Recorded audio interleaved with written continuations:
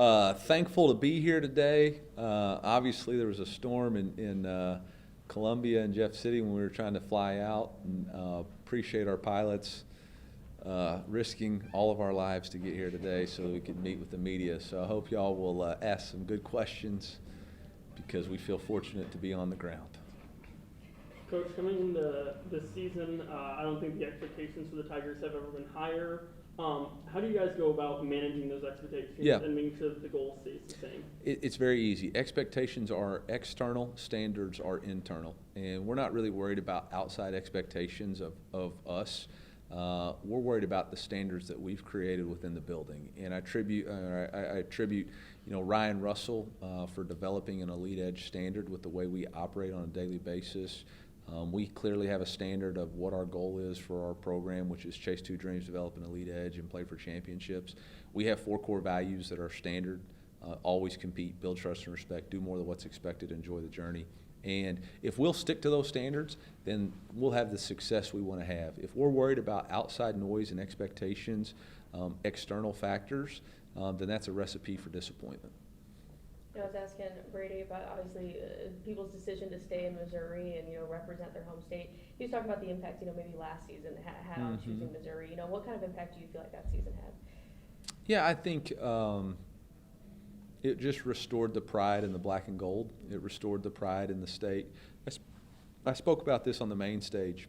I attribute a lot of our success to the belief that the state legislature had, the belief that our administration had, to make us a very accessible NIL institution, to our fans donating to that money. And in return, they've gotten to, our football program has gotten to be a great window to the university, an AAU accredited institution, one of only 66, I believe, in the country. We have the largest nuclear research reactor in the country. Those are things that most people don't know about our great institution in our state. And now they're proud to understand it. We're not just the state that's home to Brad Pitt and Sheryl Crow, although we welcome both of y'all back, and please come back for a game.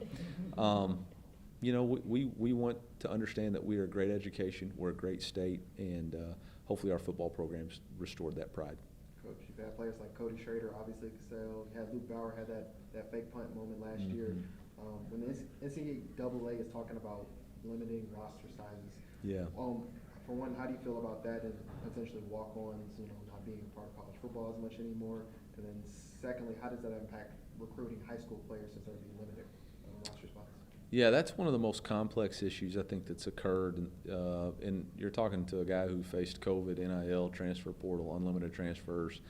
The roster limit conversation is so difficult to comprehend and process because of the importance of walk-ons to universities.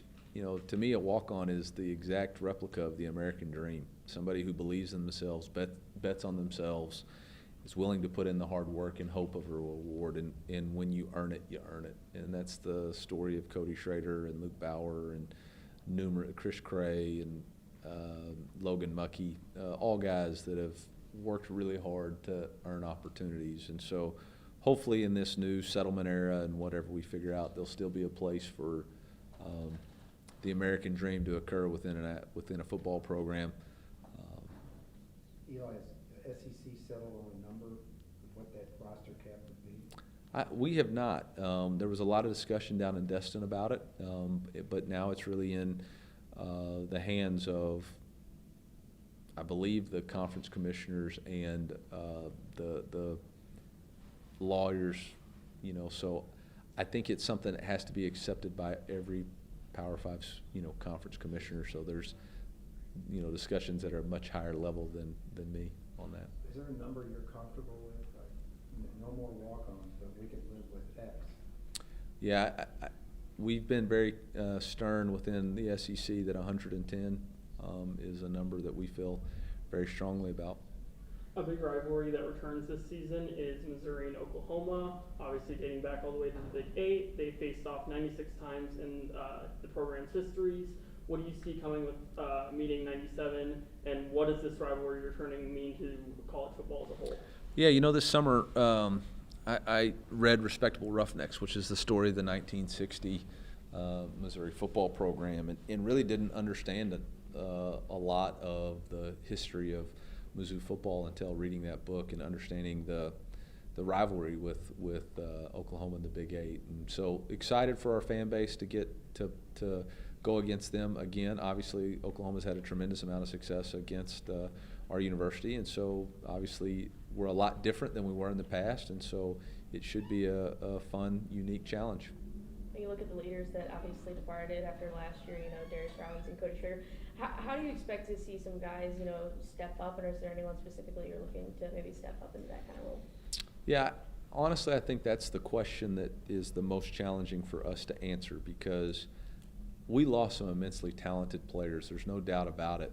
But more importantly, we lost great leaders. We lost captains, 4 captains drafted, and really all of them, I think, in my mind, were captains, leaders of our football team. I'm not worried about replacing the talent. We're worried about replacing the competitive character, the competitive spirit, the physical toughness that each one of those guys presented on a daily basis, the buy-in that those guys had for themselves but demanded from everybody else. And so that's really going to be the challenge. I think, my expectation is that the guys here that we brought here, Christian Williams, Luther, Brady, Chuck Hicks, Tristan, Johnny Walker, Joseph Charleston, Dalen Carnell, Theo Weiss, Mookie Cooper, Armand Membu, Connor Tollison, Cameron Johnson, those guys, Luke Bauer, reflect the leadership that they know it takes in order to be successful. Last one. A quote that you said in the main room that kind of stuck to me and I wanted to get more into is, to me, play callers are a type of artist, and each artist paints his own picture. Yeah. What is the picture that Corey Batoon is painting, and what is he shaping the death row defense to be? Yeah, I mean, I think it's exactly that. It's the way those guys see the game, right? Everybody sees the game a little differently, and they want to dictate the game on their terms. I think Corey is very analytical in his approach. I think he's very good at understanding what other teams are trying to do against him, and he's trying to stop that, make you play left-handed, so to speak. And he does that multiple ways. He does that with pressure. He does that with coverage. He does that with multiple fronts. So each game will be a unique challenge, and he'll figure out what his, what's the best approach to do that. I think the best artists figure out what their team's strengths are and how can I be adaptable to my strengths to take away the other team's strengths. Y'all have no questions? Y'all just here for the ride? Where are y'all eating at tonight, huh? Baseball game. Oh, you're going, huh? Yeah, I'm gonna get over there. Yeah. Nice.